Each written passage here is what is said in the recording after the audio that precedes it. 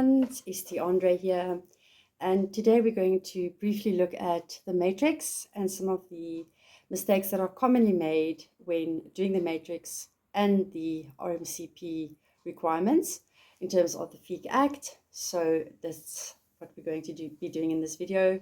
If you have any questions, please don't hesitate to contact me. Thank you. It's so important to remember that you are assessing not only the person that you're dealing with and the entity they are representing, should there be an entity, but also holistically the transaction. Does it make sense? Does it make commercial sense? Who is the funding? Where's the funding from? And does it make sense that the funding is from the person who says they are funding? So the screening really is an important aspect and it cannot be skipped. Sanctions can be handed out for that. And you'll see on the matrix, your first step of departure is obviously to make very sure you know who you are dealing with. So high risk will always be companies, partnerships, and trusts. Please make sure that when you are doing the TFS screening that you write on the matrix that the person is not on the list at all. Some people just leave it blank, or they actually tick, which makes it a bit confusing, which makes it look like the person might be on the list. When you do put in the information of the person or entity, so it's both, please make sure that you put as much information as you can on that website so that specific results can come through. Otherwise, it's too broad and you might get a false positive result.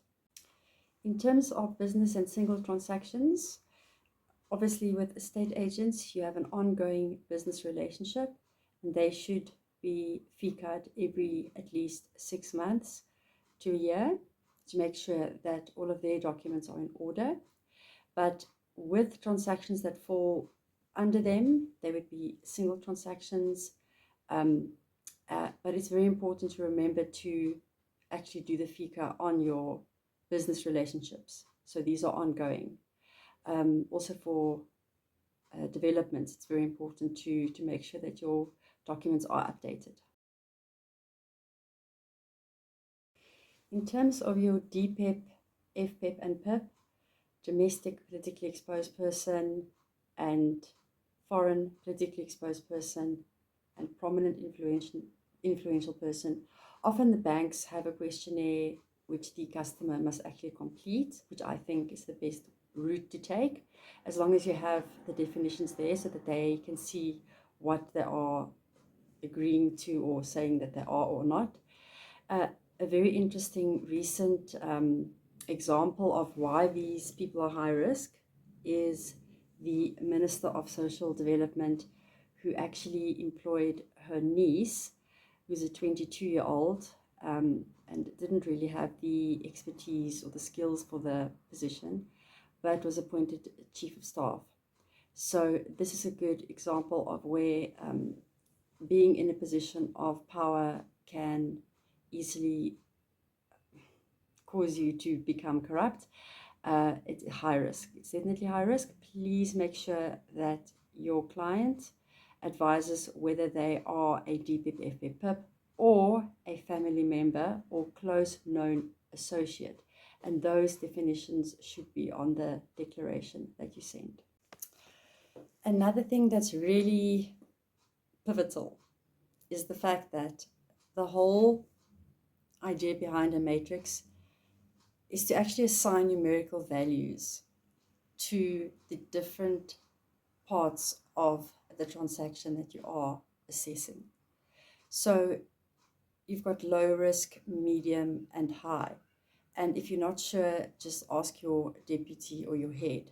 But essentially, these numerical values are really, really important because they will give you an idea of the pattern that's part of the transaction, and also things will stand out for you easier. So if someone had to look at the matrix a year later and look at the numerical values, they should be able to pick up where the high risk was sitting. So just because it's high risk doesn't mean it's reportable, but this is your guide. to see whether it is a very high risk matter or medium or low. The minute you have foreigners or people from countries with low regulatory compliance laws, these make your risk go up. Any entity being represented by a human being goes up. If it's a complex, structured transaction, the risk goes up.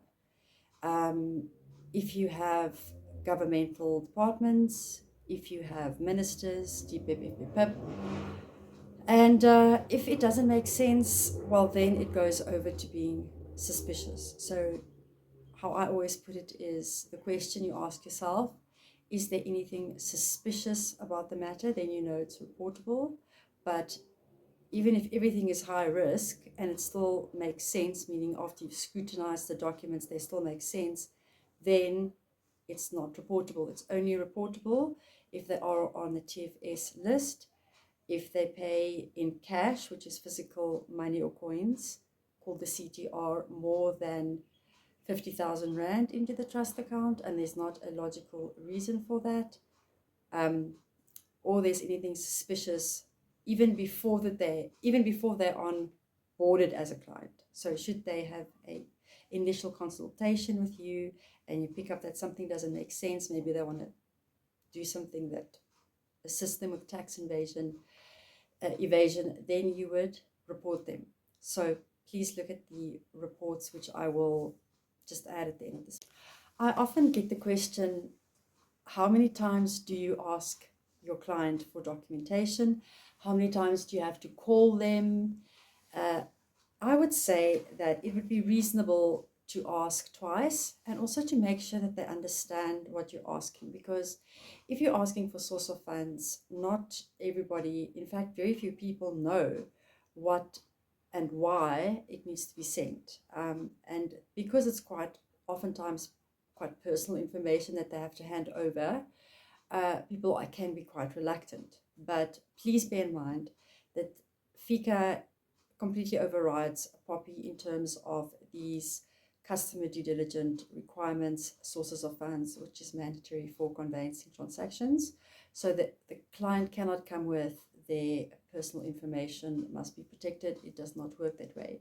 Source of funds must be obtained. If they do not send it after 2 weeks and you've asked and you've explained it, I would say it would become quite suspicious. I also believe that if what they've sent to you doesn't make sense at all, or it has no relation to their business and it looks fake, or it just doesn't add up, don't corner them, don't question them. You don't have to be a detective. You merely just report it and escalate it to your deputy or your head. So this is important to remember. So one which is really, really difficult for people to understand, or at least is quite unpleasant to get to the bottom of, is your ultimate beneficial owner. And this is for your legal entities that are represented. Out of interest for a trust, it would be the founder, the trustees, and the beneficiaries whose identities must be verified. And further to that, if one of the beneficiaries in the trust is actually another trust, and the beneficiaries in that trust is not mentioned, then it is important to figure out what the particulars are of how the beneficiaries would be determined in the case of that trust. So it can get quite complex, and one would already be dealing with quite a high risk type of client, being a trust. So all these things should be marked on the matrix. If you find that you are not receiving documentation, you don't proceed to hassle. You merely report, and if there are doubts pertaining to the documents or the doubts of the accuracy of the documents you are receiving, then also don't take your client on about it. You merely just report it and let your head of department know also, and your FICA head. So with your ultimate beneficial owners, it's not necessarily the person who on paper owns the entity. It can be the person that controls the entity or makes majority of decisions pertaining to the entity, and who also would benefit the most from the operations of the entity. So oftentimes it helps to ask for an organogram of the um, entity to see who the ultimate beneficial owner is. So it can get quite time consuming, but it has to be done. The ultimate beneficial owner is always a natural person, and that is the person who you're trying to get to. So it's really, really important that the UBOs are found, especially for the high risk clients, companies, trusts, and partnerships. Well, ultimate beneficial owners, if you are struggling, the CIPC has its own register of all the different beneficial owners that are supposed to have registered. And these also include the not obvious owners of a company. So it's important to oftentimes just remember that there are different methods, and I will send out, or please contact me if you want, the letter that shows the different methods of how you can get to the ultimate beneficial owner.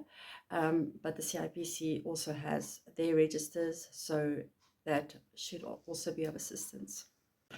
In terms of customer due diligence, there isn't much of a problem if you, in terms of guidance note 7A, if you actually start with your prospective client's instruction. However, it's really important not to receive any funds whilst the verification and screening process, customer due diligence, is occurring. So this is really important to remember. And also, when monies are received into the trust account, it's very important to verify who actually paid the funds into the account, and to make sure that the source of funds coincides. Also with the nature of the business, let's say that they are the owner of a business and they sell watches, and they transfer a certain amount. Does it coincide with the source of funds that they send, for example, salary slips? Does it make commercial sense? So a whole lot of this is indeed just common sense, and it is frustrating to ask clients, but there are ways to do it. Initial letters are very important because they set out already from the outset what's required, and it's so important to please remember never ever to tell your client if you may report them, and also to make sure that you do have a look at the documents that they send to you. Sometimes it's quite obvious that a document has been completely drawn up and is fictitious. Section 21E of the FICA Act says that if it is difficult or you're not obtaining the customer due diligence documents of your client, it is in fact better, taking into account all the circumstances, to possibly not proceed with the transaction. However, there are factors that may warrant that you do proceed with the transaction, and you just report it because of the suspiciousness surrounding the transaction, especially if it's quite far into the transaction. So Section 21E deals with your inability to conduct due diligence. Like I mentioned, if it's still in the beginning and you are able to terminate the relationship, it would be better to terminate it, depending on the circumstances. However, please discuss these type of cases with your deputy or your head. And the matrix should essentially give you an idea of how the transaction is going. And also sometimes things crop up near the end of a transaction.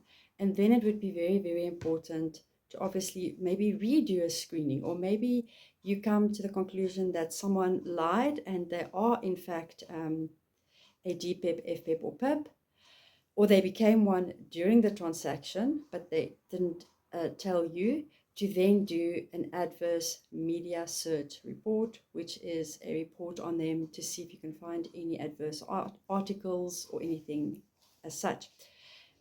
So The matrix is a living document, and it shouldn't be something that you fear. It should be something that's your best friend with a transaction, and you communicate with it. You write on things that happen, you discuss suspicious things that crop up, and the manner of funding really is important. Money laundering all has got to do with illicit funds entering the trust account and getting laundered.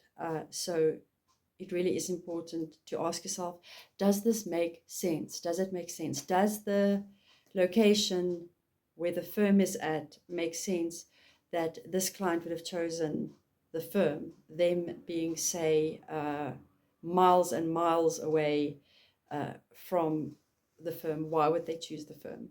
Or does their line of business and what they do for a living, their income or their source of funds, does it correlate with the value of the transaction?